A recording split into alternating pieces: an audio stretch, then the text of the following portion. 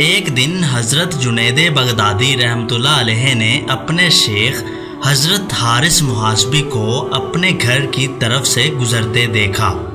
حضرت حارث محاسبی کے چہرے پر شدید نکاہت اور پسماندگی کے آثار نمایاں تھے۔ حضرت جنید بغدادی نے یہ کیفیت دیکھ کر اندازہ کر لیا کہ شیخ فاقے سے ہیں۔ آپ نے کسی تامل کے بغیر عرض کیا، چچا گھر میں تشریف لائیے اور کچھ تناول فرمائیے۔ حضرت جنید اپنے شیخ کو چچا کہہ کر پکارتے تھے، گو کہ وہ ان کے نسبی چچا نہیں تھے۔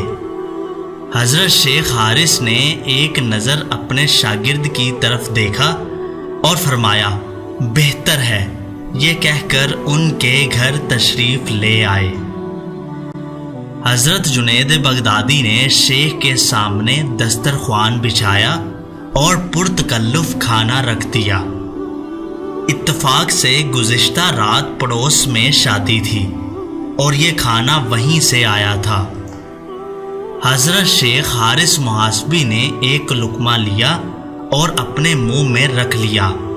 حضرت جنید بغدادی نے حیرت سے دیکھا کہ حضرت شیخ نے کئی بار اس لقمے کو منہ میں گھمایا اور پھر دسترخوان چھوڑ کر گھر سے باہر تشریف لے گئے۔ حضرت جنید بغدادی رحمۃ اللہ علیہ شیخ کے پیچھے پیچھے تھے۔ حضرت حارث محاسبی نے دروازے سے نکل کر ایک گوشے میں وہ لقمہ اگل دیا اور خاموشی کے ساتھ وہاں سے چلے گئے۔ حضرت جنید بغدادی میں اتنی ہمت نہیں تھی کہ وہ اپنے شیخ سے ان کے طرز عمل کے بارے میں کچھ دریافت کر سکیں۔ 2-4 دن کے بعد جب خلوت میسر آئی تو حضرت جنید بغدادی نے استاد محترم کو اس روز کا واقعہ یاد دلایا۔ حضرت شیخ حارث محاسبی نے جواب میں فرمایا، اس دن میں فاقے سے تھا، میں نے سوچا کہ کچھ کھا کر تمہارا دل خوش کر دوں، مگر خدا نے مجھ پر ایک خاص کرم فرمایا ہے کہ اگر غذا کے کسی لقمے میں کسی قسم کا شبہ ہو تو وہ میرے حلق سے نہیں اترتا۔ یہی وجہ تھی کہ میں تمہارا دیا ہوا کھانا نہیں کھا سکا۔ اس کے بعد حضرت شیخ حارث محاسبی نے اپنے شاگرد سے پوچھا، وہ کھانا کہاں سے آیا تھا؟ حضرت جنید بغدادی رحمۃ اللہ علیہ نے شرمسار انداز میں عرض کیا، دراصل وہ کھانا پڑوسیوں نے بھیجا تھا۔ حضرت شیخ حارث نے فرمایا، مجھے اسی وقت خیال آیا تھا یہ کھانا تمہارے گھر کا نہیں ہو سکتا۔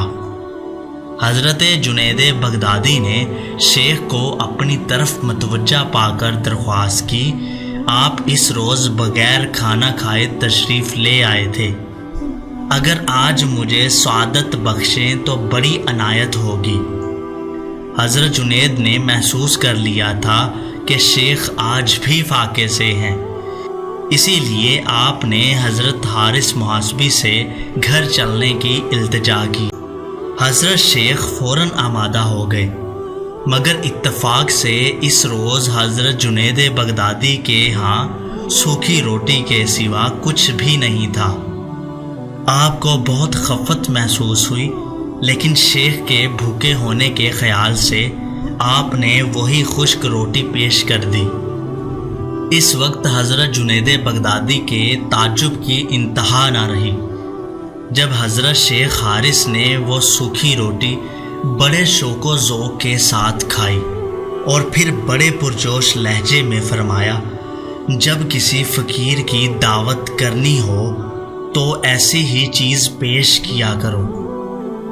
یہی وہ مرد جلیل تھے جن کی صحبتوں سے حضرت جنید بغدادی 3 سال تک فیض یاب ہوئے۔